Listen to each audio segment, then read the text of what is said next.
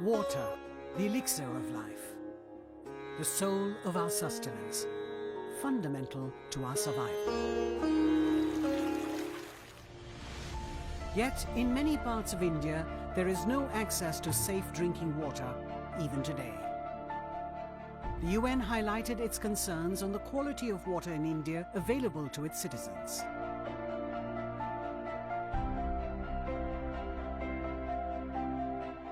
Over 69.14 million cases of waterborne diseases were reported over 5 years to 2017. Diarrhea remained the leading cause of an alarming 60% of all deaths reported. Uttar Pradesh recorded the highest deaths due to diarrhea in the country. Hello and welcome to Planet Outlook.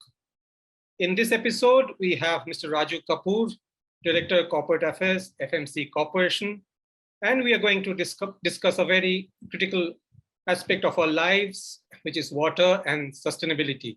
Thank you, Mr. Kapoor, for joining us on Planet Outlook. Thank you so much, Anando, for having us here. I think it's a great opportunity that we could discuss something interesting for the world. Mr. Kapoor, I know you are committed to a safer food chain. And with it comes the issue of water, the availability of fresh water. So I just want to, for the sake of the viewers, say something about your immediate plans and what you're doing right now. Yeah, I think I mean, if you don't mind, I could possibly look at what's happening on the water. Should I give a background? Yeah, sure. Yeah, Go okay, ahead. okay. Yeah, sure. Okay. See, few challenges that we are currently facing is that we now need to have more from less, right? We need to have, like for example, in 1960s when we needed 1 hectare to feed 2.3 people, now 5.6 people have to be fed on that. So what is expected is that the water requirement, the fresh water requirement by 2030 is expected to go by 30%. 50% more energy is required, 30% more food is required. So as a challenge, the bigger challenge in this game is that the fresh water availability is very low. You know, as we all know, right? Fresh water is just 2.5% of the total available water. And out of that also, hardly 1.2% of that is the surface and other water. And out of that, you get some water for agriculture. Still worse is that agriculture takes away a big chunk of the water. In India, it takes away as much as about 90% of the fresh water, which has made a very serious situation where we are looking at a position where the 54% of the India today is been marked as high to extremely high water stressed. What it means is that we are in a serious crisis. The first impact of water, of course, we need just 2 liters drinking water per day. But if you look at the crops, we are using 3,000 liters water, which is used for producing one person's daily meal. So that's the kind of equation that we are currently in. So this is where the big challenge is coming in. So I think 91% of the fresh water getting used in agriculture. So what we look at as a company is that if there has to be a larger sustainability of mankind, and I'm saying of the agriculture and of the farmers, we need to be, water is one of the most critical elements of that. And with this poor level of water use efficiency, I think we are not going anywhere with it. So that's where I come back to what our Prime Minister also says, more crop per drop. So our focus as FMC clearly, because as you all know, we are basically a leading global innovation-driven agriculture sciences company, which are committed to and which is supporting farmers towards a better and a prosperous career lifestyle. Now, sustainability being one of our core values, what we are looking at is how do we bring these elements up to the level of farmers. So our key focus essentially around sustainability is on four themes, right? So the first theme definitely is how do we have safe water and good health for the rural community. Second is clearly how do we promote good agricultural practices among farmers? How do we promote science in agriculture and empower women in agriculture? Now, coming specifically to your question, where we're talking, so this idea of promoting good agricultural practices among farmers, this is where we come in. We do a major awareness all over the country among farmers across the country, where we are teaching them, I shouldn't use the word teaching, but where we're making them aware of what is the situation on water and what is it that they need to do. How is it that they can minimize the use of water? How is it that they can maximize the use efficiency of water in their fields?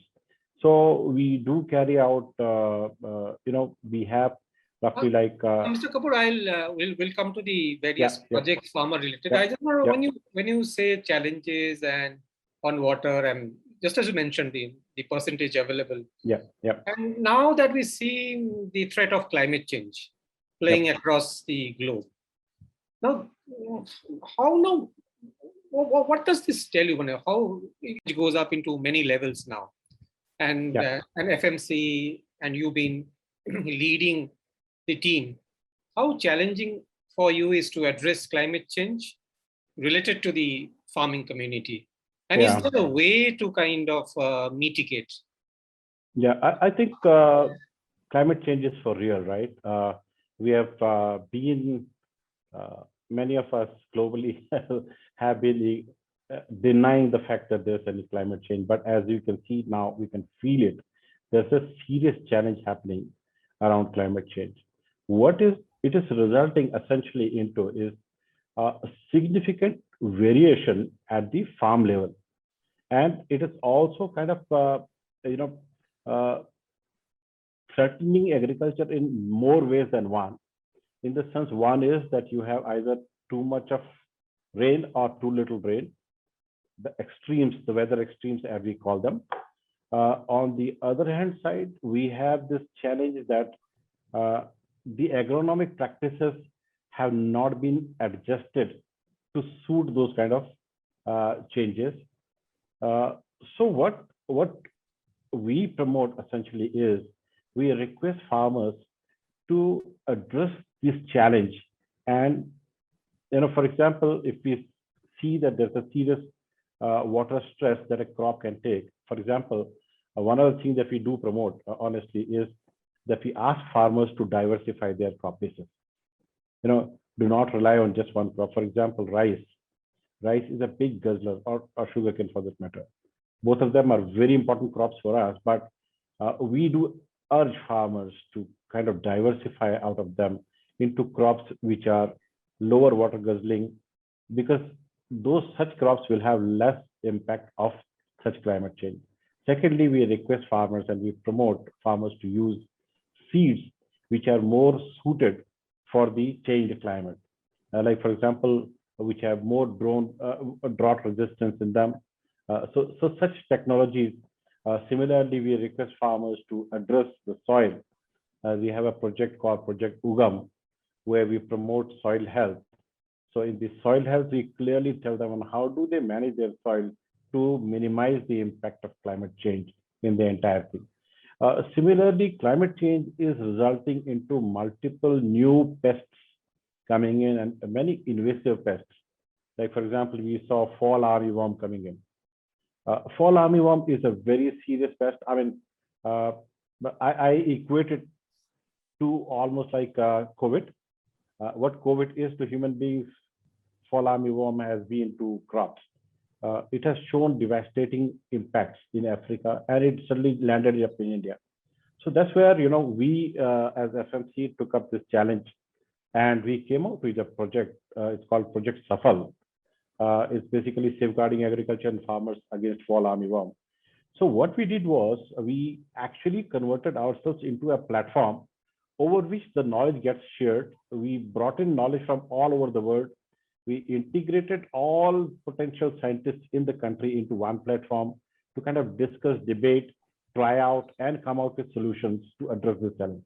Very happy to let you know that this project, Safal, has found a very high level of acclaim amongst not only in India but even abroad. It has also got published in 2 scientific journals as a case study on how you can address an invasive pest like fall armyworm in such an effective manner through grassroots level extension education. So this is where we pitch in, because we feel very committed to protect the farmers, to make sure that they are sustainable and they get the right technologies for them, irrespective of whether our products are used or not used.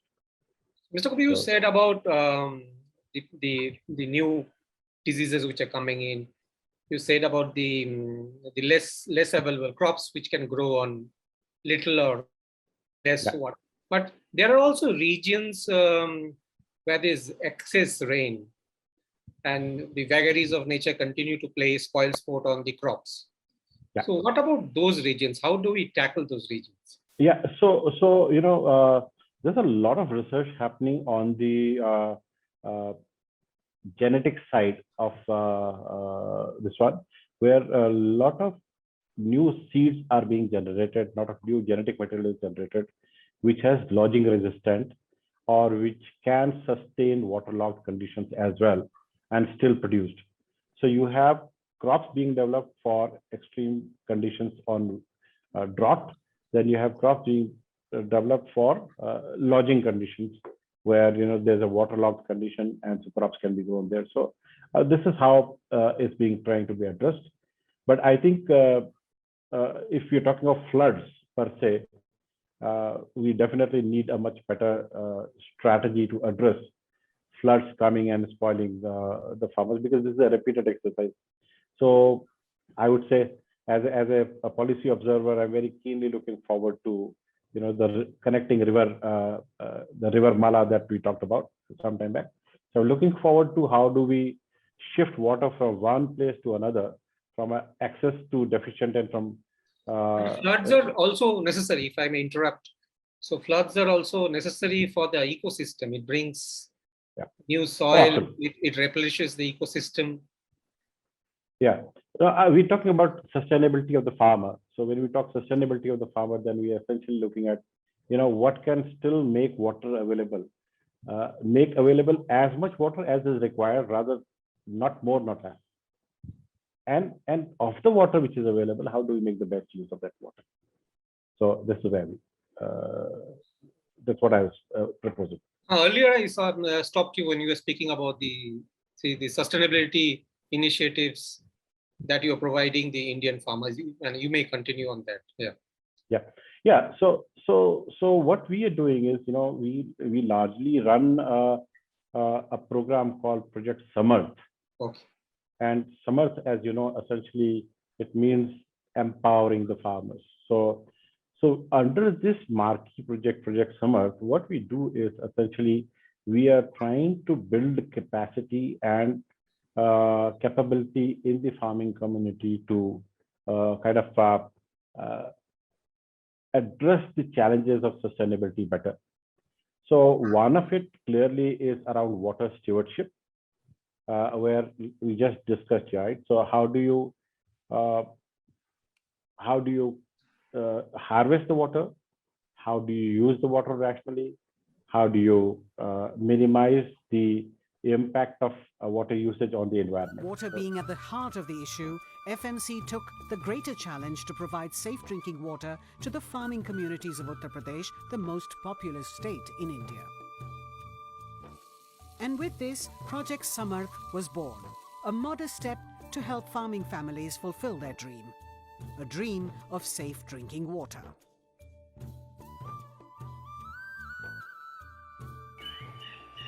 Second element, we are looking at it that water has a serious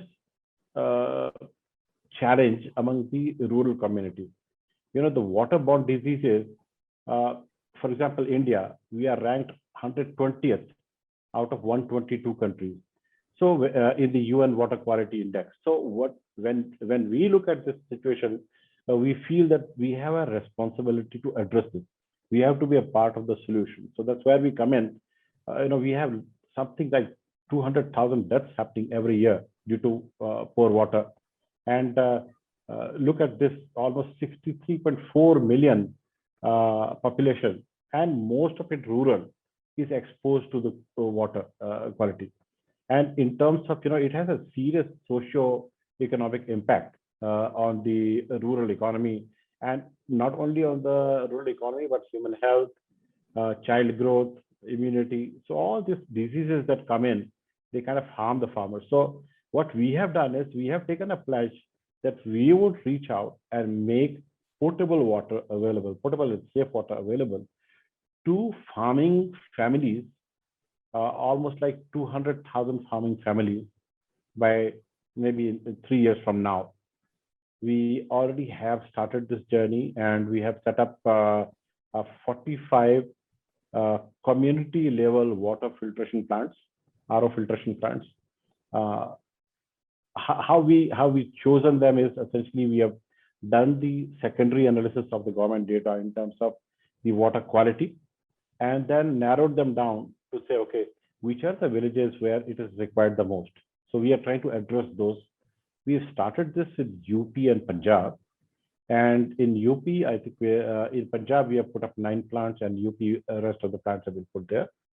We're now moving to other states. So we will be adding 5 more states this year where we'll be going. But in these areas where we have brought this intervention, what we are doing is we are trying to promote the larger health and hygiene concept along with water. So what we are seeing clearly is that there's a significant enhancement in the rural health coming up already in these areas.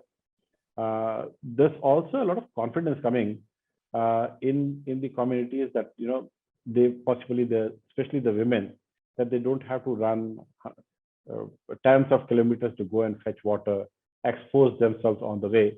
So all those challenges are getting minimized for them. So I think we feel, and then we're also providing them with the with the water containers where they don't have to touch their hands. And it's a swipe card that we provide them. So they, each swipe card is charged with them. So they simply have to come and like we do in the ATMs, it is ATWs. So anytime water. So they can come and draw the water, go home. We have almost covered 80,000 plus families in these areas. And we are looking to do another about 120,000 plus families in the coming years. So that's on the potable water side. So this is both the states? In these 2 states only we have done it.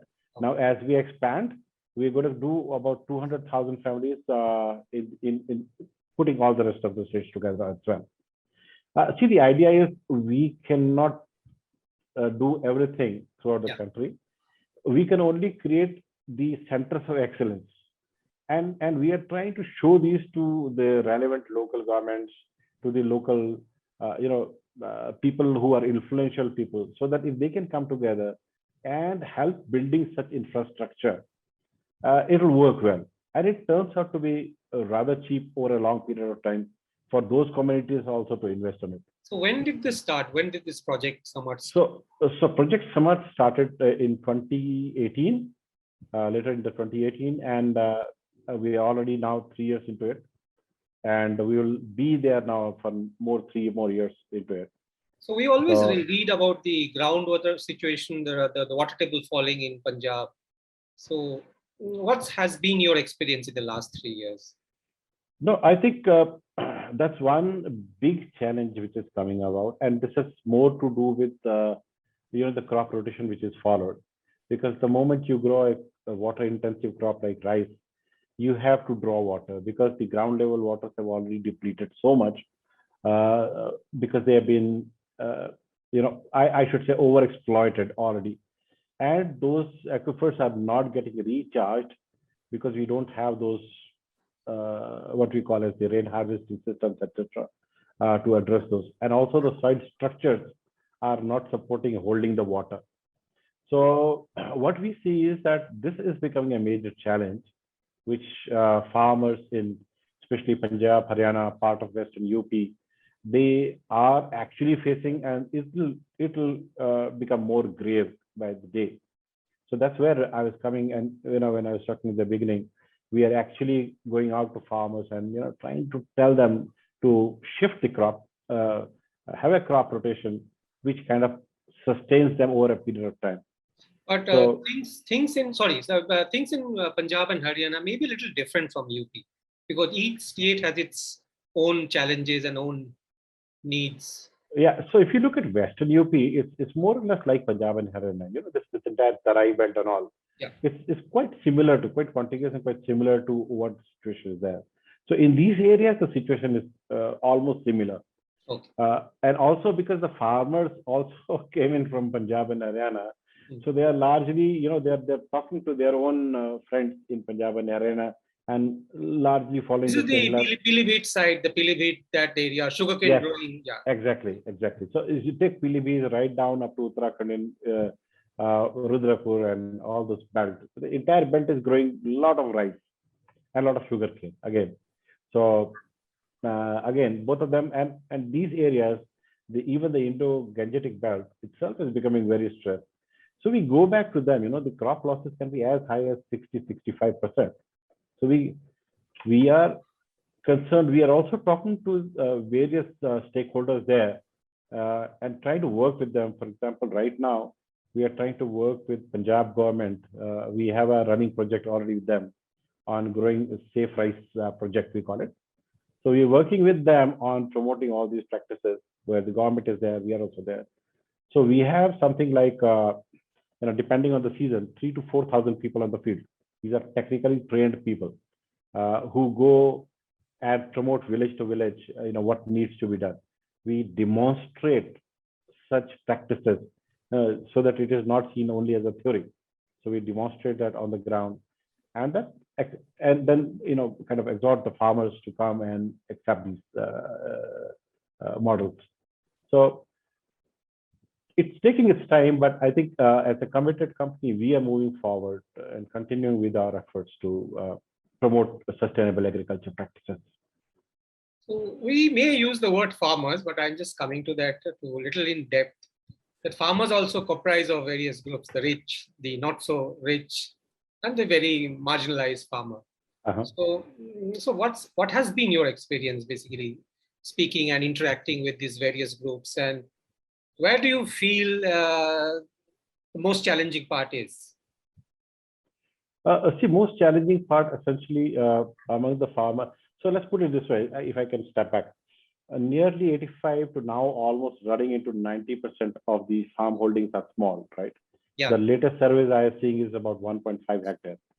So if that be the land holding, their sustainability comes under huge question compared to a larger farmer who can afford to carry out activities which may not be very sustainable.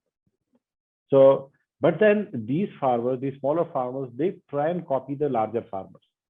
So, as a strategy, we do go to the large farmers because they have larger consumption, a larger acceptance among the rest of the farmers. So we try and address them also as opinion leaders, so the rest of the farmers can address. But I will say, this, because they are now tuned to a particular kind of a crop rotation, and the younger generation is basically not getting very much interested in agriculture. So they are trying to maintain the status quo to continue. There is a bit of a resistance among farmers to accept the newer crops, but I think as the government policies are becoming more and more remunerative, farmers will shift. What is the one big change you've noticed in this last 3 years? Big change in terms of? In terms of the farming community, because we are all getting modernized and we are all, our lifestyles are changing also. Yeah. And COVID has played a big role also, a disruptive role. Yeah. I think one, if I may say, one big concern that the farmers today have is uh, actually it is around their own productivity in the reducing area and the remunerative prices for their crop. So these are the two key concerns that I see among them, which is actually driving them right now. And which are the next states you are taking this experience to? So in terms of good agricultural practices, we run it throughout the country. Okay. But in terms of potable water, we are now moving to Madhya Pradesh, Maharashtra, Telangana, Andhra, Karnataka, and a part of Gujarat. But how difference have you noticed from the north and the south in the agricultural space? I think let's put it this way, that depending on the zone, the cropping pattern changes a little. For example, south, you can have rice after rice after rice, right? So whereas here in north, you would have rice and possibly wheat, or you may have chana or something else, right? So one is that. Secondly, I see that the farmers actually in both the areas are becoming more technology savvy. They are seeking out technologies, how they grow more out of less. So, and this is actually all over, but I would say the farmer down south is becoming more, they are becoming more, they're absorbing more digital technology also, if I may say that. You also have a program called Net Zero, which you're trying to eliminate waste. So if you could just talk about that. Yeah. So what we have done as an organization globally, we have committed ourselves to net zero emissions by 2035. I mean, it's a really, really aggressive target compared to all our competitors and other evolved groups. But the idea there clearly is that how do we minimize and kind of be a part of the solution than be a part of the problem. So this is exactly where we are heading, and we're very confident that we'll be able to achieve our targets. So the elementary work around how we will go about it has already started. So soon enough, we are triggering all kind of initiatives, whether it will be in the manufacturing units or in our supply chains or in our operations, etc., which will then address the key challenges around emissions, and we will try and cap them. This is in line with the UN SDG goals. Absolutely. See, we anyway are committed to the UN SDG of 2, hunger, against hunger. So then also life on land, and then SDG 6 through water, that you already see that we are trying to address both the safer drinking water, sanitation for all, better water quality, all that stuff we are trying to address. The idea is that as an organization, we are committed to minimize the footprints of agriculture on the globe. So we are contributing in that direction. Any other projects in the pipeline which you want to announce? Coming to there is what we feel is that agriculture is becoming less attractive for the talent. The highly scientific talents are not coming into agriculture. They have much better avenues outside agriculture. So one is that we are now trying to bring science into agriculture, and we are promoting scientists who could actually come to agriculture. So we started a program called FMC Science Leaders Program. This year, we've just announced that there will be 20 students, 10 each from PhD and 10 from MSc, Masters in Agriculture, who are pursuing agriculture sciences. We're going to be giving them full degree funding. This funding will be way better than ICR and others. We are also providing them mentorship so that they know exactly what is the real life situation They would also be exposed to what we call as the commercial agriculture rather than academic agriculture. So the idea is that when they come out, they are actually able to contribute immediately to agriculture. Whether they would join us, not join us, is not the idea. The idea is if they are good scientists, they will definitely contribute to agriculture. Also, women in agriculture is the other thought that we have. So out of these 20 scholarships, 50% of the scholarships will be earmarked specifically for the women candidates who will do it. On the issue of women in agriculture, I think we would be very happy to come back to you again soon enough, where we are trying to address that. See, there's a significant contribution women bring to agriculture and can bring to agriculture. This is neither acknowledged, appreciated, nor encouraged. So we want to come and, as a part of the UN Gender Equity SDG, we are trying to come into the space and make a difference here. If we can support the two things in this, again, one thing is women become better agripreneurs. Second thing is in this is that women have not been traditionally part of the agri-input companies as a part of the staff. So as a company, we have taken a resolve that by 2027, 50% of our employees globally are going to be women. Again, a massive target, but we're committed to it. This is so good to hear. This is so good to hear. So thank you so much. Yeah. No, but we believe in it. I think the company management is very clear that without gender equity, you're not going anywhere. You cannot leave out 50% of the talent off the table and expect performance on the table. So that's not happening. So our endeavor moving forward essentially is going to be kind of identifying, empowering, and placing the women talent across, let's say, initially agri-input space, and then maybe enhance this network to include more output players also, and then see how do we empower them. We already are actually, as a matter of fact, doing some small initiatives on this, and we are learning. For example, in Andhra Pradesh, we call it India 2 territory. We already have a project wherein, during this COVID period, where nobody was going to the field, so and the farmers were craving for knowledge. So how do you have the knowledge reaching out to them?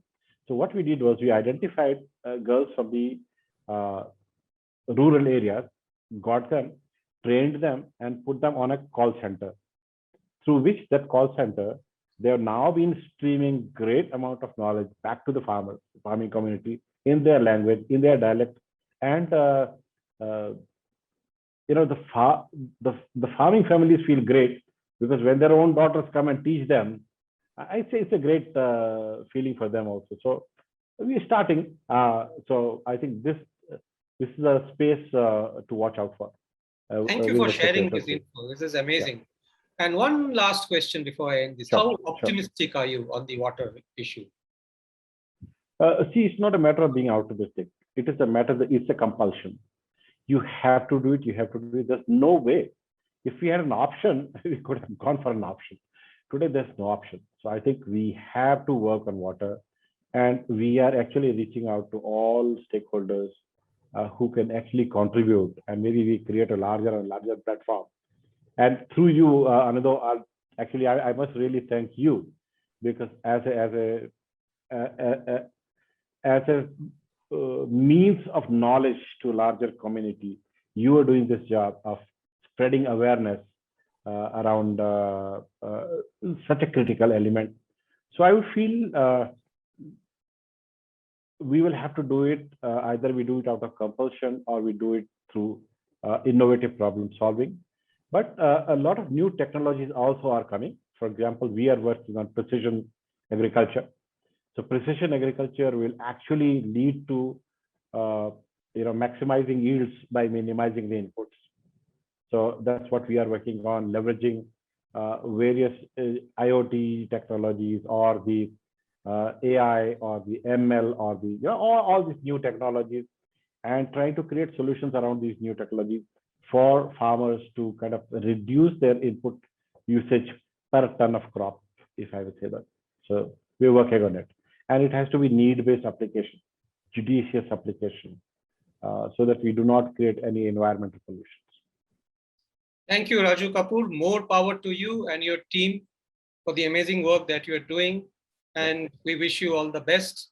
And we shall see you soon with your new work. Thank you so much, Anando. And I must really thank Outlook Group for allowing us to share our story. We're coming here to not only tell our story, but to learn from you all. So more power to you to spread this message across, and look forward to see you again soon. Thank you. Thank you so very much. I appreciate it.